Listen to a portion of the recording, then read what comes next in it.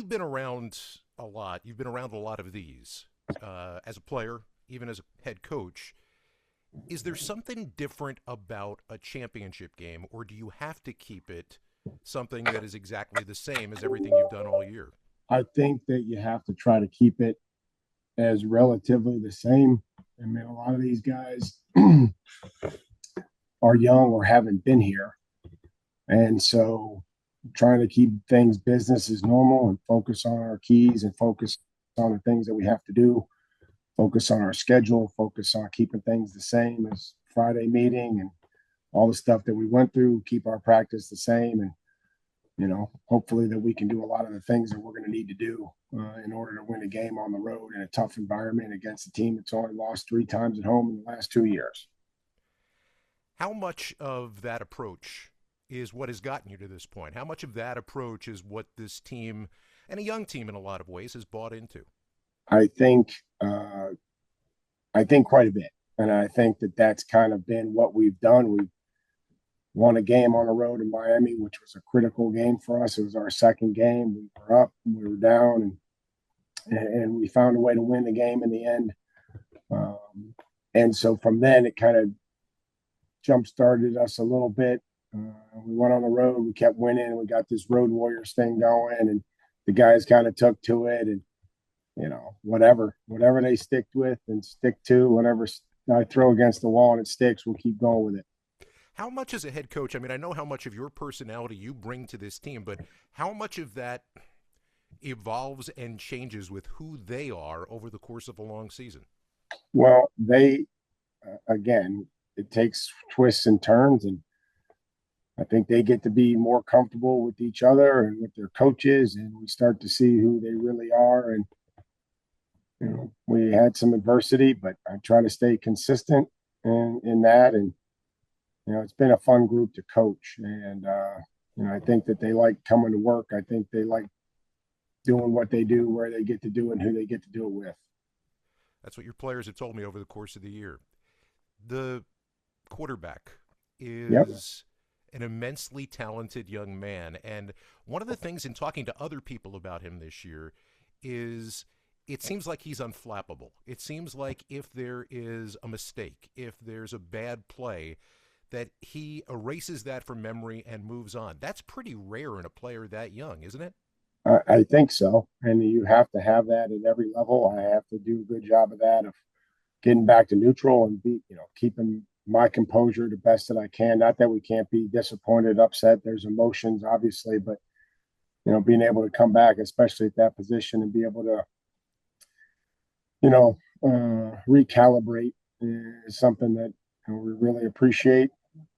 We saw last week there was negative plays and plays that weren't very good for us offensively, and then we come back and we make some really positive plays, and defense helped us out, and that's what teams do. They help each other.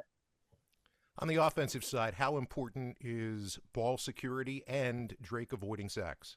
Well, we talked about being able to go out there and be the fourth team to win the last 2 years, and those other 3 teams didn't turn the ball over, and they created 6 turnovers. So in those 3 losses, Denver was -6 in the turnover margin, and that's going to be critical. The ball and being able to possess it, also being able to create some field position and special teams will be critical as well. But certainly a lot of these come down to turnovers.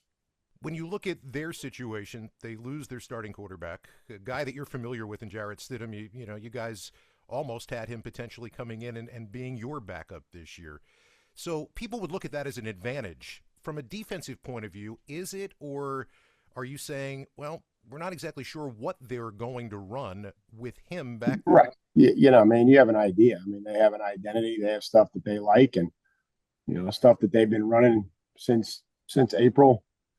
Um, so we'll have to see kind of how the game unfolds. I'm confident that Jarrett's going to be able to execute everything that they ask him to do. That's why he's a backup quarterback in the National Football League and is coveted every time he becomes a free agent. You being a consultant in Cleveland in 2024, that's not a choice that we've seen a lot of guys make. Some guys have. What were you, and in everything that you do, I've heard, is with an intention. What were you hoping to get out of that, and what did you get out of that? Well, I mean, be around good people. I think that the group at the Cleveland Browns is a good group. The Haslams, Andrew Berry, and really enjoyed my time with Kevin and his staff. And he welcomed me onto that staff and trusted me. And I tried to give them everything that they asked me to do and build connections with players and help young coaches. And it was good for me too. Did it make you realize how much you wanted to be a head coach again? Yeah, that's what I've always said. And like, what'd you learn the most in Cleveland? I said that there's nothing more that I want to do than try to be a head coach again and know that you only get so many opportunities.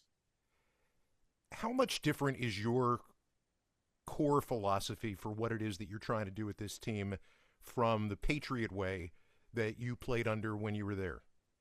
Well, there's a lot of similarities. There's a lot of differences. Um, I try to take things everywhere I've been, whether that's from the Steeler organization with Bill Cowher and Mr. Rooney and those coaches and players there. And, here, my time in Kansas City, as brief as that was, and the coaching journey, and try to just take it all and, combine it into my own style. Your own style is pretty personal with your players, and players have told me that it's a very personal style. It's also a hands-on kind of thing. You still are a pretty young man, and you still have the ability to kind of get in the middle of things. You did it from your first days as a linebacker coach in Houston. How important is that to what you're trying to do? Them knowing that, I'm not that far removed from being a player.